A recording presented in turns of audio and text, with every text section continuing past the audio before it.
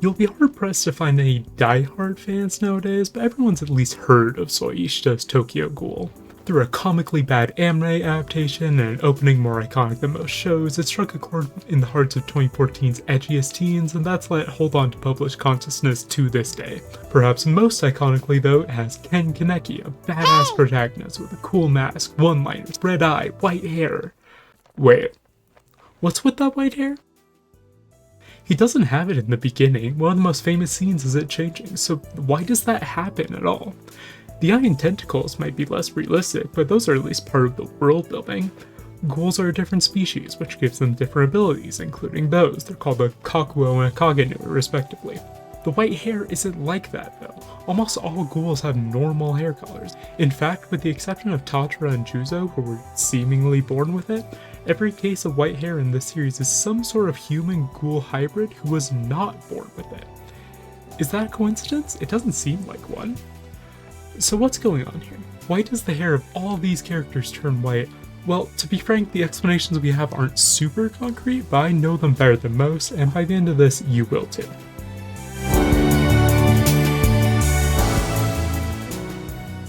Before we get to the actual technical explanations, it's important that we go back and look at the context. None of these characters just woke up one day with ivory locks. That would be weird and boring. No, it all shares a source, although that needs both a spoiler and a content warning. As I mentioned, Tokyo Ghoul isn't exactly new, but just so everyone's on the same page, we're going to talk about some pretty major events and status quo changes from both the original manga and its sequel, Tokyo Ghoul Re. I am trying to keep things approachable for people who haven't seen the series at all, but I kind of have to go through some pretty heavy spoilers. It's that or release a video without most of the explanation, and if we get there, what's the point? But then, because these are the stories that they are, I'm gonna have to talk about and show some scenes of abuse and torture. For the most part, it will be talked about pretty clinically, and much of it is almost cartoonishly over the top, but I'm saying this now just so that we're all clear on the subject matter. There will be some timestamps for especially bad sections, just so that anyone who doesn't want to hear about it doesn't have to, but unfortunately it's the same deal as before. These things are just too important not to include.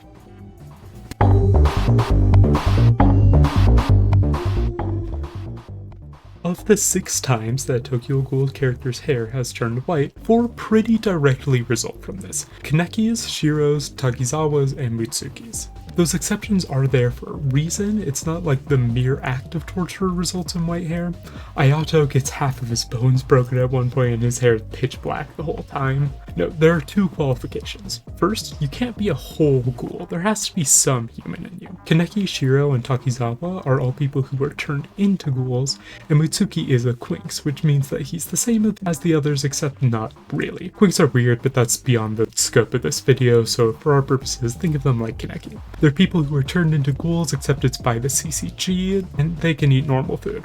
Regardless, all of our examples are not born ghouls, and they're all tortured in a pretty specific way. Let's go through the most famous sequence, 1000-7, and we'll see if you can spot it. In Tokyo Ghoul's 52nd chapter, Kaneki is kidnapped by Algiri Tree. He's forced to menial labor for a few days, but when his group's escape is foiled, the rest survive on the condition that he becomes Yamori's new plaything. This is chapter 58, the finale of volume 6. In volume 7, we see Kaneki's full 12 days of torture. Of course, Ken is a ghoul. Through his RC cells, he can't be harmed by normal weapons, so Yamori jabs an RC suppressant into his tear duct and gets to work. Rather than traditional whipping or waterboarding, he chooses a method more unique to ghouls. One by one, Yamori will chop Kaneki's fingers and toes off. Then he'll wait for the RC suppressant to wear off, allowing Ken to regenerate those digits. And once each one is back in place, guess what's going back in the tear duct? This process repeats over and over again, with some fresh horrors intervening once or twice, for nearly 2 straight weeks. It's during those minutes, hours, and days of uninterrupted pain that Kaneki's hair will slowly turn white. What was the defining feature of all that torture? Like, how is the process unique? Well, the regeneration and the repetition, right? The fact that Yamori goes about his torture in such a specific, clearly exhausting way must contribute, right? He even comments on how well Kaneki regenerates, that his body is undergoing stress levels so high that most ghouls can't keep up. I'm going to keep my promise and not go into any depth, but our other examples have similarly traumatic transformations. Shiro and Takizawa are both experimented on by their quote-unquote creator, Dr. Kano, while Mitsuki is fully dismembered several times by the torso ghoul. Obviously, this is a tiny data pool, but Tokyo Ghoul is a story, not a study. 4 repetitions is more than enough for a pattern. It gets especially clear when you factor in the 5th example, which is Kaneki again, who got his white hair through a similar process, that just being a fight instead of torture. About a third of the way through Tokyo Ghoul, Kaneki manages to reverse what we've been talking about and turn his white hair back to black. That happens because some circumstances cause him to experience a huge influx of RC cells, and that kickstarts his scalp's melanin production. This is the only time something of that nature happens, so I'm not spending much time on it, but it also doesn't need much more elaboration. Regardless, now that his hair is dark again, it can go white again, which happens when he matches Arima. The fight goes really badly at first, and Kaneki ends up with some extraordinarily bad injuries. Unlike the first time, his hair bleaches over minutes instead of days, but that's only because the scale has gone up. Repeatedly regenerating fingers and toes really sucks, but wait until you have to regrow your arms and legs in a matter of seconds. It might not be torture technically, but Arima hurt Kaneki more in this fight than Yumori could in a year. If we put all this together, it's not hard to see what Tokyo Ghoul's white hair really is. This is just how ghouls, especially artificial ones, react to really extreme regeneration. Doing that puts a super heavy tax on their bodies, and that messes with their follicles somehow, turning them white. In most stories, that would be all of the explanation we get, and I'd be more than satisfied. I would put this in a video. In Tokyo Ghoul's case though, Sui Ishida wrote a canon and fairly specific explanation for the white hair into a totally unrelated storyline. Narratively, this scene is just one more thing putting the squeeze on Kaneki, but if you're talking lore like we are, this is a godsend. Turns out this whole video comes down to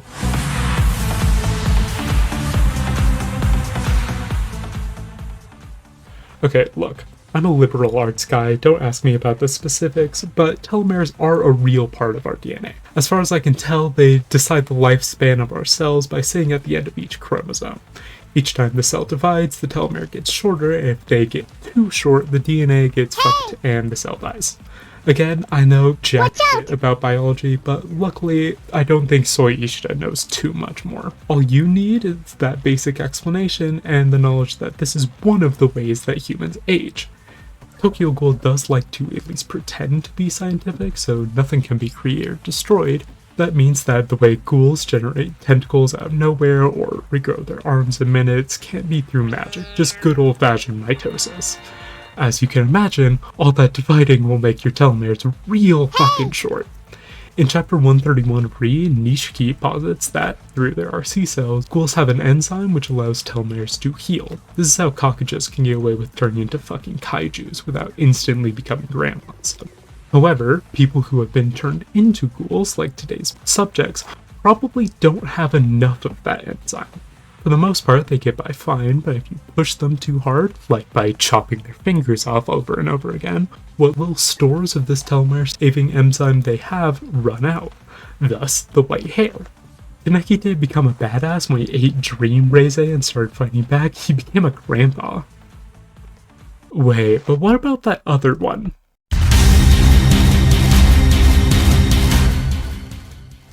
Alright, now that we know that the white hair comes from weird, premature aging, we can talk about our mysterious 6th example, Kishio Arima. See, he's not tortured or anything, his transformation takes place over at least a decade, and he's not a ghoul. But he does have black hair as a child and white hair as an adult, which means he does count in the people who got white hair category. While we're on the topic though, why do Juzo and Tatara have white hair? I don't know. Having read the Tokyo Ghoul manga cover to cover, it's probably just anime hair. If Toka's can be naturally blue, theirs can be naturally white. If you really want an in-universe explanation, it might be albinism. They're both pale and Tatara's natural eyes are kind of the right color, but again, if there is a reason, I don't know it. Digression aside, let's talk about Arima. It turns out that he is part ghoul. In fact, he's half ghoul and half human. Except instead of becoming a cool one eye like Eto, he just ends up as a human with a little super strength and speed. Think Captain America, except with shady genetics instead of shady experiments. Unfortunately, in exchange for the physique, Arma's brand of half-ghoul gets the telomere problem even harder.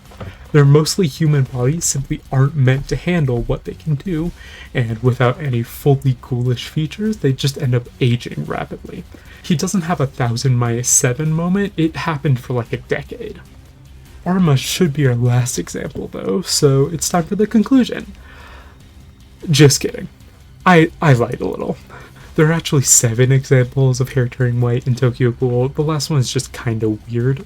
Originally, I planned on including her with everyone else, but her situation is an even bigger outlier than Arma's. It also happens right at the end of Reed, like in the climax of the final arc, and it kind of messes with my framing. Unlike anyone else, this queen is 100% fully a ghoul, so I figured she could get her own section because she doesn't work like anyone else. Let's talk about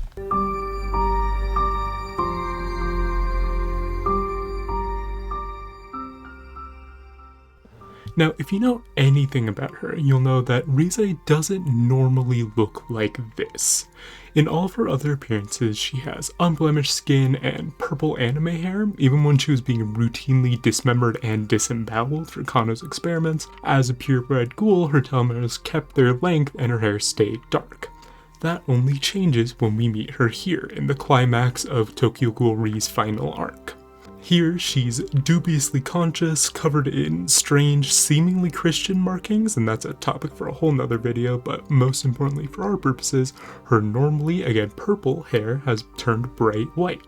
A big part of the telomere explanation rests on the examples not being fully ghouls. They're all either quinxes or artificial ghouls, so how did Rise, who is purebred, get that hair? Well, if you couldn't tell, she's kind of an outlier. This isn't really a normal situation. She probably got the hair by turning into a dragon. So let me take a few steps back and explain that fully. There are quite a few different paths that a ghoul can take to get stronger, but the most potent method is cannibalization. Obviously, ghouls have to eat humans to survive, but if they eat their fellow kind, it can massively increase their concentration of RC cells.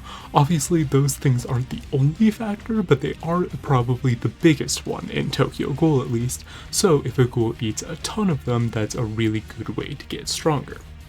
If one eats too many though, they'll have more RC cells than they can really handle, and they'll transform their kagenui into a full-on flesh mech. This form is called a kakuja. For several reasons, we only see a handful of them across the whole manga, but they are basically the strongest that ghoul can get. That is, until we start to see Tokyo ghouls take on dragons, which, rather than storm gods or fire-breathing reptiles, are like kakuja on steroids. They happen while a ghoul eats literal hundreds of kakuo in a single sitting, which speedruns the process and transforms them into something like this. An unbreathing, fleshy kaiju covering several city blocks who consumes anything that gets too close. It's almost definitely more complicated than just that. This almost certainly wouldn't be possible in the wild, but that's a problem for Kano that we'll just never figure out. Regardless, part of Ri's final arc includes a bunch of dragons appearing across the city, including an especially large one that starts spewing poison. That one happens to be Rise, and this is how we find her with the white hair. So how do these two things connect? Like, how does her being a dragon mean that she has white hair? Well, as we've gone over, Rise is 100% ghoul. It should be impossible for her to go through enough pain that her telomere healing enzyme runs out and her hair turns white. But dragons are kind of unprecedented territory. If we call back to the specifics of the telomere explanation, you'll remember that regeneration doesn't just shorten them, activating a kagenui does as well. Doing that too much could theoretically result in white hair as well, it's just really difficult to pull off. In fact, I'd argue that the second time Kaneki's hair turns white, it's largely because of his kagenui. We only start to see white streaks after he enters his half kakuja form. Furthermore, if you've been keeping up, you'll know that dragons are basically just kagenui on straight Hulk Hogan levels of steroids. If a kakuja is just a kagenui pumped so full of RC cells that it becomes a flesh mech, a dragon is just one with enough to become a kaiju. I think we all remember enough of high school biology to know that growing the size of several city blocks is going to include a lot of mitosis. Thus, well, a full-blood ghoul like Rize usually has enough of that enzyme to regrow her telomeres no matter what.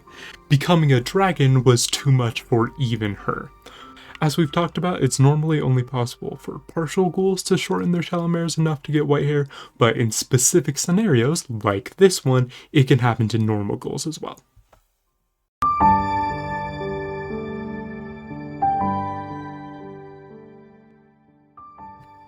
Now that we're through all the explanations, it's time for another disclaimer.